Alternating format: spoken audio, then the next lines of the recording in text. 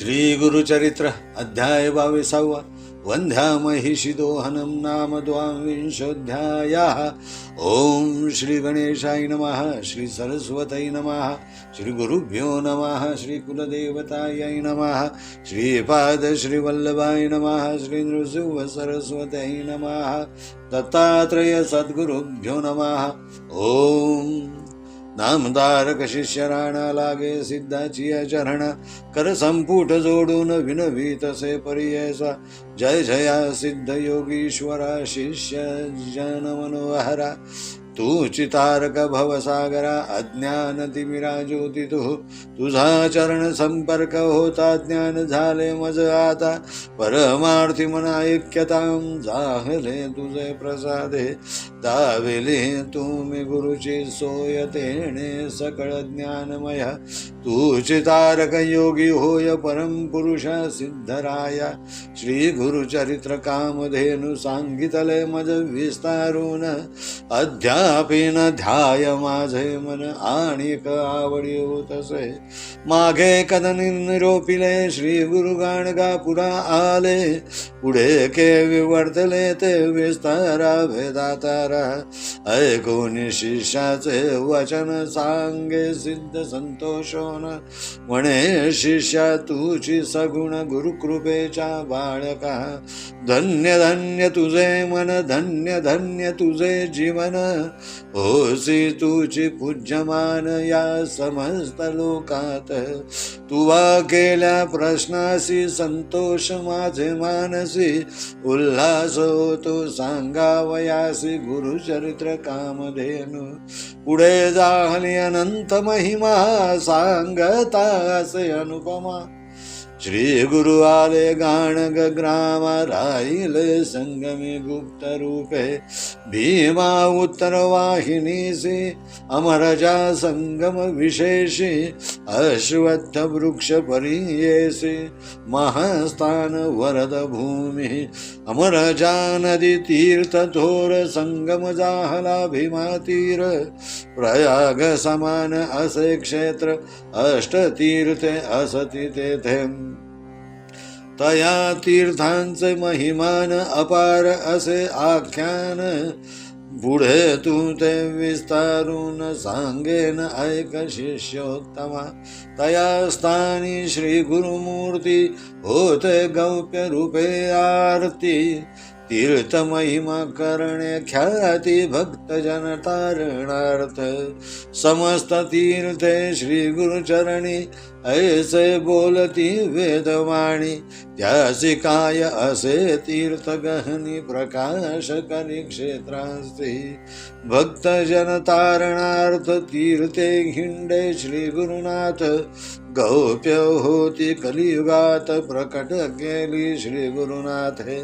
तेथील महिमानुक्रमेसी सांगेन पुढे विस्तारेसी। प्रकट झाले श्री गुरु कैसी सांगेन ऐक एक चिद्दे।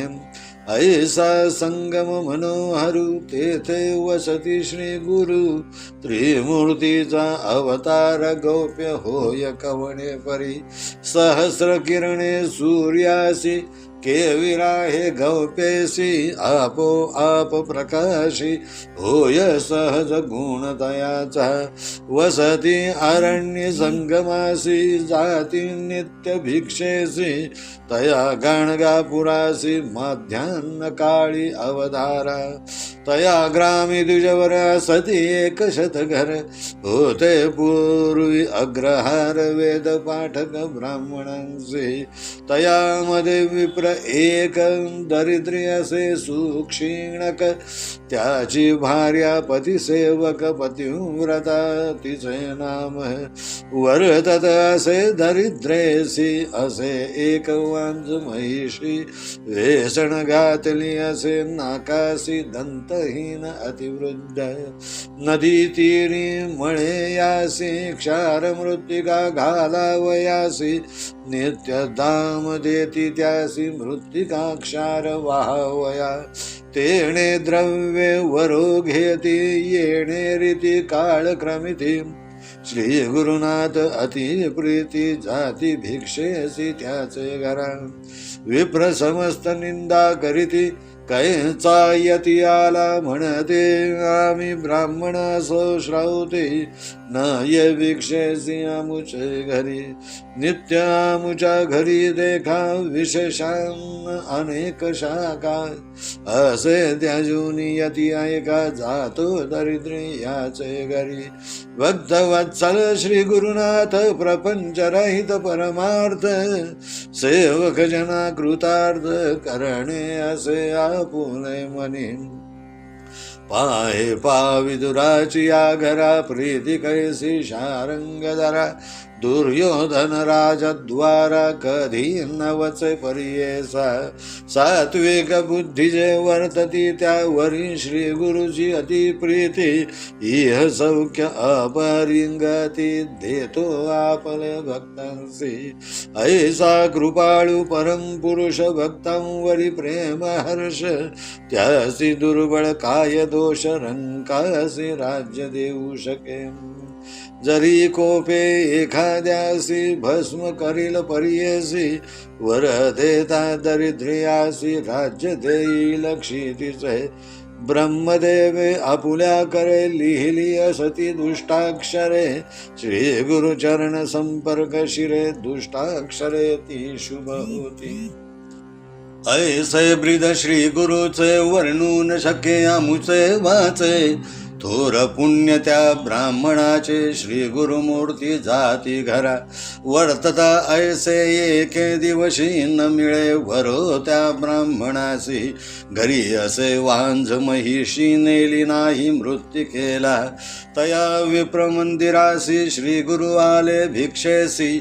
महाउष्ण वैशाख मासी माध्यान्न काळी परियेसा ऐसे श्री गुरु कृपा मूर्ती गेले द्विज गृहाप्रती विप्र गेला याचक वृत्ती वनिता त्याची घरी असे भिक्षा म्हणता श्री गुरुनाथ आली पतिव्रता धावत साष्टांगेसी दंडवत करीती झाली तये वेळी नमन करुणी श्री गुरुसी विनवीतसे करुणा वचनेसी आपला पती याचकतैसी गेला असे अवधारा उत्कृष्ट धान्य घरी बहुत घेऊन येईल पती त्वरित तब वरी स्वामी बैसा म्हणत पाठ घातला बैसावया श्री गुरुमूर्ती हास्य वदन बैसते झाले शुभासने तया विप्र स्त्रीसी म्हणे क्षीर कावो न घालिसी तुझ्या द्वारी असता म्हैशी क्षीर कावून घालिसी भिक्षेसी अमुते तुवा चाळवीसी नाही वरो म्हणून या श्री गुरुवचन ऐकून विप्रवनिता करी नमन वांज महिषी दंतहीन वृद्धाप्य झाले तियेसी उपजली अमुचे घरी वांझ जाहली दगडा परी गाभान्नवच कवणे परी रेडा म्हणून पोसितो याची कारणे तियेसी वेसण घातली परियेसी वाहावया मृत्तिकेसी तेणे आमुचा योगक्षेम श्री गुरु म्हणती तियेसी मिथ्या कावो बोलसी त्वरित जाऊन या म्हैशीसी दोहोनी आणि क्षीरामा ऐसे वचन ऐकून विश्वास झाला तिचे मनी काष्टपात्र घेऊन गेली ऐका दोहावयांग श्री गुरुवचन कामधेनु विप्रवनिता जाता क्षण दुहिली क्षीर संतोषोन भरली पात्रे दोन तये वेळी विस्मय करी विप्रवनिता म्हणे ईश्वर हा निश्चिता याचे वाक्य परिसता काय नवल म्हणत असे क्षीर घेऊन घरात आली पतिव्रता धावत त्वरित तापविती जाहली अग्नीत सभेची निभवी पर्येसा श्री गुरु म्हणती तियेसी घाली वो क्षीर भिक्षेसी जाणे असे स्थानासी म्हणून निरोपीती तये वेळी परिसोनी स्वामींचे वचन घेऊन आली क्षीरभरण प्राशन करी श्री गुरुराण अति संतोषे करून या संतोषोनी श्री गुरुमूर्ती वर देती अति प्रीती तुझे घरी अखंडिती लक्ष्मी राहे निरंतर पुत्र पौत्री श्रियायुक्त तुम्हा होईल निश्चित म्हणून निघाले त्वरित संगमी आपुले स्थानासी श्री गुरु गेले संगमासी आला विप्र घरासी ऐकता जाहला विस्तारेंसी महिमा श्री गुरु नरसिंहाची म्हणे अभिनव झाले थोर होईल ईश्वरी अवतार अमुचे दृष्टी दिसे नर परम पुरुष तोची सत्य विप्रमणे स्त्रियासी गेले आमुचे दरिद्र दोषी भेटी जाहली श्री गुरुसी सकळाभिष्टे साधली म्हणून मनी निर्धार करीती भेटी जाऊ कैसा यती आती घेऊन आरती गेले दंपती संगमासी भक्तिपूर्वक श्री गुरुसी पूजा करीती विधीसी संतोषोनी श्री गुरु तयासी पुनरपि वर देते झाले येणे परी द्विजवर लाधला जैसा जाहला वर कन्या पुत्र लक्ष्मी स्थिर पूर्णायुषी जाहले जाण सिद्ध म्हणे शिष्यासी श्री गुरु कृपा होय जासी दैन्य कैंचे त्या नरासी अष्टैश्वर्य भोगित असे म्हणून सरस्वती गंगाधर सांगे गुरुचरित्र विस्तार ऐकता होय मनोहर दैन्य वेगळा होय त्वरित इति श्री गुरुचरित्रामृते परमकथा कल्पतरौ श्री नृसिंह सरस्वती उपाख्याने सिद्धनामधारक संवादे वंध्या महिषी दोहनम नाम द्वाविंशोऽध्यायः श्री गुरुदेव दत्तात्रेयार्पणमस्तु विसंख्या 62 यथार्थ श्री गुरुचरित्र श्री गुरुकृपेने वांज म्हैस दुभती झाली नाम अध्याय 22 नामधारक शिष्य राणाने सिद्ध मुनींच्या चरणावर मस्तक ठेवले नंतर हात जोडून विनवणी करू लागला तो म्हणाला हे जय जया योगेश्वरा शिष्य जन मनोहरा तूच आम्हाला भवसागर तारून नेऊ शकतोस अज्ञानमय अंधकारात तू आमची ज्योती आहेस तुझ्या चरणाचा स्पर्श होताच मला ज्ञान प्राप्त झाले माझे मन परमार्थी ऐक्यता पावले तुम्ही गुरुसेवेचा मार्ग दाखविला त्यामुळे मला ज्ञान प्राप्त झाले तुम्ही आमचे तारक आहात योगी पुरुष आहात हे सिद्धराया तुम्ही परमपुरुष आहात तुम्ही गुरुचरित्र कामधेनू विस्तारून सांगितले परंतु अजून माझे मन अतृप्त आहे पुढील चरित्र ऐकण्याची इच्छा आहे मागे घडलेले कथानक आपण सांगितले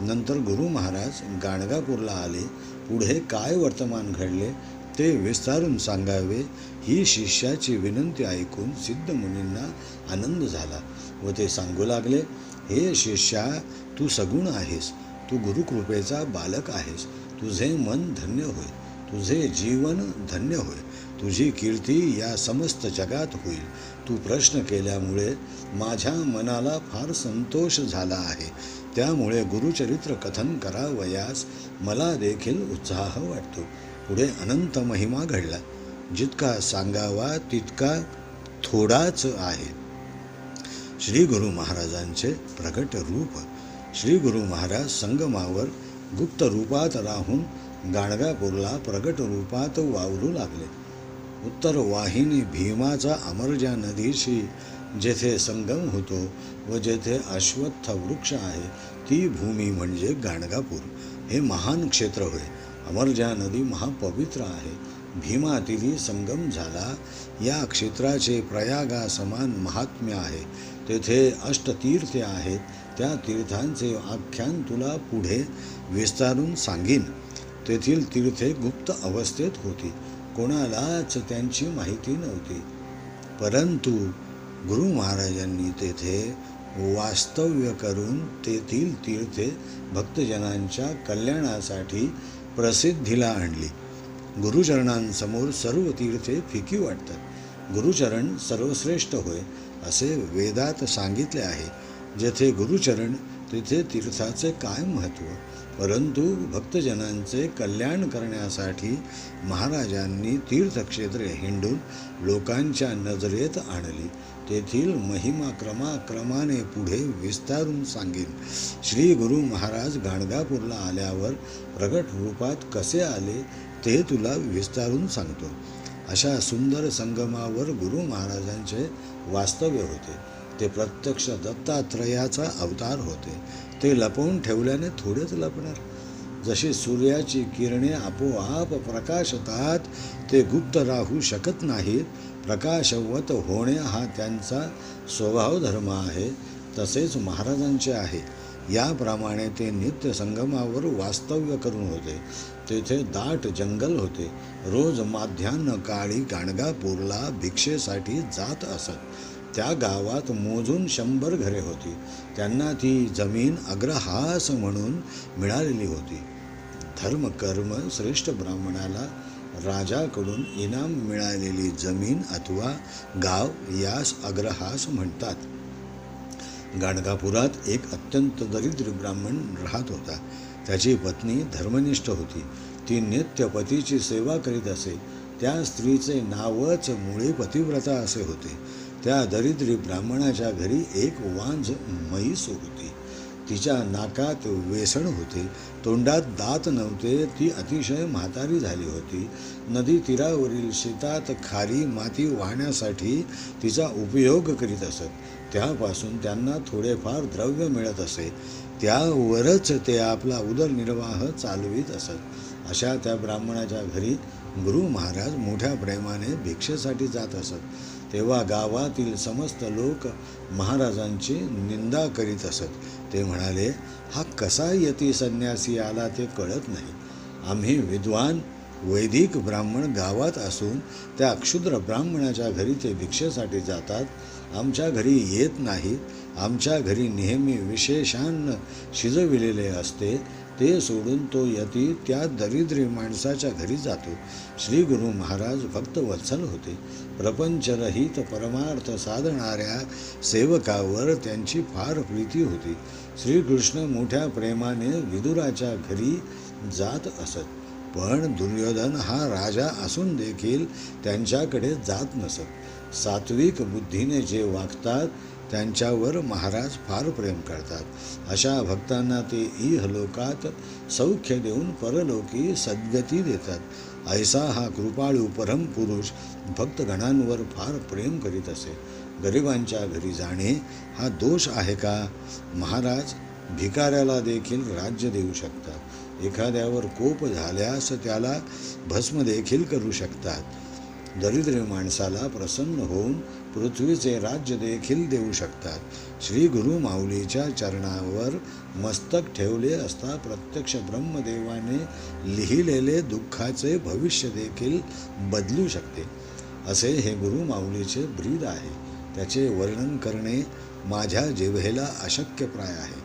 त्या ब्राह्मणाचे थोर पुण्य होते, म्हणूनच गुरुमूर्ती त्यांच्या घरी जात असत. श्री गुरुकृपेने वांझ म्हैस दुभती झाली.